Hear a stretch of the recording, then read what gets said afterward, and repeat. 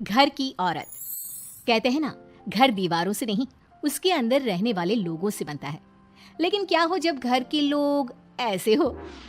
सारा दिन खाती रहती हो, सोती रहती हो, कोई काम नहीं है तुम्हारे पास। ऊपर से बहू के आ जाने के बाद तो तुम और निकम्मी हो गई हो। दिखावे के लिए हाथ में माला पकड़ ली है, बाकी कोई काम नहीं करती। अरे कैसी बात कर रहे हैं? अब तो बहू आ गई है, अब तो मेरी बेइज्जती करना बंद कर दीजिए। जैसे तैसे मेरी तो जिंदगी कट गई, गालियां खा खा कर। अरे उस बेचारी को तो छोड़ दीजिए। तभी बेटे के जोर जोर से चिल्लाने की आवाज आती है। कहा था ना तुमसे रिजाइन कर दो, क्यों नहीं किया? और ये पर्स लटका कर कहाँ निकली? चलो कमरे में, काम करो घर का। बहू बेटे की लड़ाई सुनकर सास ससुर बाहर आ जाते हैं। सामने खड़ी होती है नई नवेली बहू रीमा। देख लीजिए माँ जी, शादी से पहले तो मेरे माँ पापा के सामने कहा था कि शादी के बाद नौकरी करने देंगे, लेकिन अब क्या कह रहे हैं? तो तुम माँ जी को क्यों बोल रही है बहू? तब उसका मन रहा होगा, अब नहीं है। पर पिताजी, उसके मन से मेरा करियर तो नहीं चल सकता ना। ससुर को बहू की बात पर गुस्सा आ जाता है। वो बेटी की तरफ देखता है। पापा से जबान लड़ाती है, रुक। ये बोलकर वो पत्नी को खींचकर कमरे में ले जाता है और बंद कर देता है। ये सब देखकर सास दुखी हो जाती है। पति के जाने के बाद सास बेटी से कहती है, देख बेटा, अब जमाना कुछ और है। तेरे पिता ने घर में औरतों की कद्र नहीं की, लेकिन तू ऐसा ना बन। शहर की समझदार पढ़ी लिखी लड़की से शादी की है तूने, उसका ख्याल रखा कर, तमीज से पेश आया कर। जा, बहू को कमरे से बाहर ले आ। लेकिन बेटा नहीं मानता और बहू कमरे में सारा दिन बंद रहती है। शाम को बेटा बाहर जाता है कि सास चाय और बिस्कुट लेकर बहू के कमरे में जाती है। बहू बेटा ये ले, चाय पी ले। रो रो कर कैसी शक्ल बना ली है बेटा। माँ जी, ये कैसे लोग हैं? आप कैसे मैनेज कर रही हैं? ऐसे थोड़ी ना होता है माँ जी। घर की औरतों को तो पिताजी और ये इंसान समझते ही नहीं। क्या करूं बेटा, मैंने तो जैसे तैसे सह लिया, लेकिन तू ना सहना। दोनों बात कर ही रहे थे कि ससुर आ जाते हैं। अच्छा, तो अब बहू को भड़का रही हो? बहुत दिन हो गए मार खाए, अब क्या बहू के सामने खाओगे? जाओ यहाँ से, और जरूरत नहीं है ज्यादा इस लड़की को सर पर चढ़ाने की, समझी? बहू को ससुर की बात पर गुस्सा आ जाता है, लेकिन वो कुछ नहीं कहती। आए दिन बहू देखती है कि कैसे उसकी सास और उसके साथ उसका ससुर और पति गंदा व्यवहार करते हैं। फिर एक दिन, ये क्या बनाया है? खाना बनाना नहीं आता क्या? ये बोलकर वो खाने की भरी सारी थाली फेंक देता है। अरे बेटा कोई बात नहीं, शांत हो जा, मैं अभी बाहर से कुछ मंगवा देता हूँ। हाँ पापा, ऑर्डर करिए। ऐसे खाने से तो पेट भरने से रहा। वैसे खाना तुमको बनाना आता नहीं और बाहर जाकर नौकरी करना चाहती हो। अरे तुम जैसे को तो पूछते भी नहीं है बाहर। बहू को पति की बात पर गुस्सा आता है, तभी सास बोल पड़ती है। तेरे से ज्यादा पढ़ी लिखी है वो, तो तूने इसे कहा था कि तू नौकरी करने देगा तो तुझसे शादी कर ली, वरना ना ही करवाते इसके माँ बाप तुझसे शादी इसकी। और कमाती भी ये तेरे जितना ही है बेटा।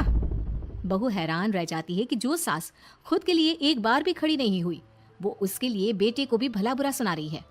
उसकी नजर में सास की इज्जत और बढ़ जाती है।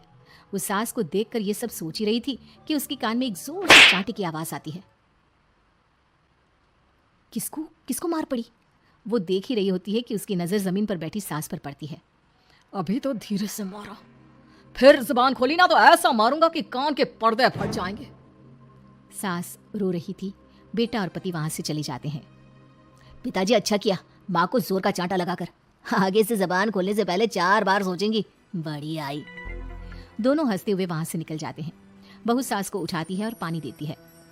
मैंने ये दिन रोज देखे हैं बहू, लेकिन तू नहीं सहना। तू अपना जीवन अपने अनुसार जीना। शादी के वक्त मैंने तेरी माँ से बात करने की कोशिश की थी, उन्हें बताया था, लेकिन वो नहीं मानी। बहू सास को पकड़कर रोने लगती है। वो इसलिए नहीं मानी क्योंकि वो मेरी सगी माँ नहीं है। माँ जी, जिस तरह से आप मेरे लिए खड़ी हुई है ना, मेरी माँ भी नहीं हुई। बेटा मैं तेरा भला चाहती हूँ, तू नौकरी इस घर में रहकर तो नहीं कर पाएगी। एक काम कर, इस घर से चली जा, पैसे कमा और खुश रह। माँ जी, हो सकता है कल तक मैं आपके इस फैसले को मान जाती, लेकिन आज नहीं। माँ जी, आप यहाँ इस नर्क को झेले और मैं आपको छोड़कर चली जाऊं? नहीं, कभी नहीं।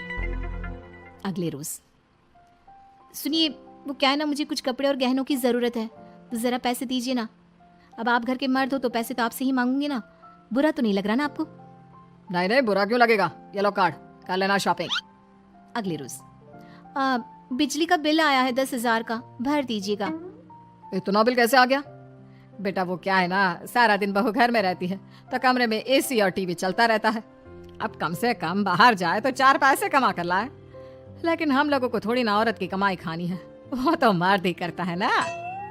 पति पर्स देखता है और फिर हाँ माँ, ठीक बोल रही हो। खैर चलता हूँ, ऑफिस का वक्त हो गया है। पति ऑफिस से पिता को फोन करता है। पापा, घर के खर्चे तो बढ़ते ही जा रहे हैं, ऊपर से महंगाई आप देख रहे हैं। मैं सोच रहा हूँ क्यों ना मीना को नौकरी के लिए हाँ कर दूँ, 4 पैसे ही लाएगी ना घर में। वो तो तू ठीक बोल रहा है, लेकिन ये औरत की जात, कल को 4 पैसे कमाने लगे तो यह नहीं कि सर पर चढ़कर नाचे। हाँ पिताजी, बात तो सही है। वो तो आप हैं जो माँ को मुट्ठी में रखा है, वरना मेरी वाली तो। खैर सोचते इस बारे में। शाम को पूरा परिवार साथ बैठा होता है। वो कल पनीर की सब्जी बनानी है तो थोड़े पैसे देकर जाना। और हाँ, कीर्तन भी रखा है संडे को, उसके लिए सामान की लिस्ट बना दी है, ले आना। पापा को दे दो, वो ले आएंगे। अरे पापा कहाँ से ले आएंगे, मेरे पास नहीं है पैसे वैसे। लो, पैसे ही नहीं है? मेरे पापा की जेब तो हमेशा नोटों से भरी रहती है। बेटा, लक्ष्मी को जो पूछता है ना, उसके पास लक्ष्मी रहती है। जो घर की औरतों को मारे पीटे, वो भला कैसे लक्ष्मी का लाभ ले सकता है। वाह वाह, क्या बात है, तो जबान खुल रही है तुम्हारी।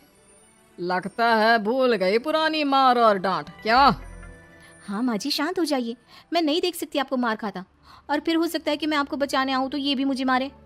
ठीक है बहू, मैं कुछ नहीं कहती, तू ये लिस्ट बस दे दे, मैं चलिए आराम करने। फिर अगले रोज, सुनिए जी, वो मायके जाना है। वो क्या है ना, शादी के बाद से गई नहीं, तो ट्रेन की टिकट बुक करवा देना। तो मैं भी तो साथ जाऊंगा ना तुम्हारे। तो ठीक है, फिर फ्लाइट की ही टिकट करवा दीजिए। वो क्या है ना, अच्छा थोड़ी ना लगता है आप पहली बार मेरे साथ जा रहे हो और हम ट्रेन से चले, ठीक है ना। पति ऑफिस जाता है, जहाँ उसका दोस्त कहता है, अरे क्या हो गया यार, परेशान सा दिख रहा है। तेरी तो नई नई शादी हुई है, भाभी परेशान कर रही है क्या? अरे नहीं यार, तू तो जानता है थोड़ी सी कमाई में घर चलाना मुश्किल हो रहा है।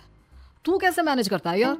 कैसे क्या यार, तू जानता है ना मेरी बीवी रिया को, वो टीचर है, फिर घर में ट्यूशन करती है, साथ में बच्चे भी पढ़ लेते हैं। यार घर नाम की गाड़ी दोनों पहियों के साथ चलने से ही चलती है। वो भी कमाती है और मैं भी, और चल रहा है घर बस। पति को दोस्त की बात समझ में आती है, लेकिन पिता का ज्ञान कैसे भूल सकता था। भाई कल को सर पर चढ़कर नाचने लगी तो। शाम को घर आता है, जहाँ उसकी बुआ और उसका बेटा बैठे होते हैं। अरे आ गया लल्ला, कैसा थका थका सा लग रहा है, सब ठीक है ना? नमस्ते बुआ, कैसे आना हुआ? कैसा है रमेश? भाई को तो भाई की याद ही नहीं आती। अरे नहीं नहीं भैया, याद नहीं आती तो यहाँ कैसे आता। ये लीजिए मेरी शादी का कार्ड, जरूर आना। पति कार्ड खोलता है। डॉक्टर रश्मि।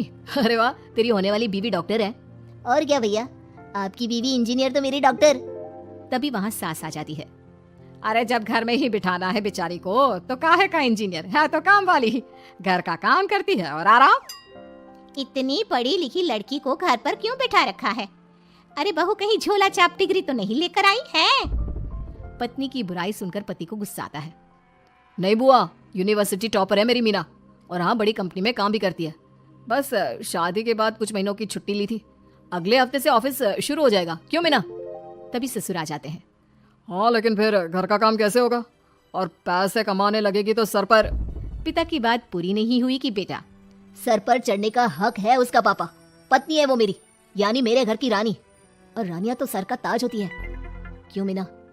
मीना पति की बात सुनकर शर्मा जाती है। वाह बेटा, तू सही समय में समझ गया कि औरतों की इज्जत करने वाले घर में शांति और लक्ष्मी का वास होता है।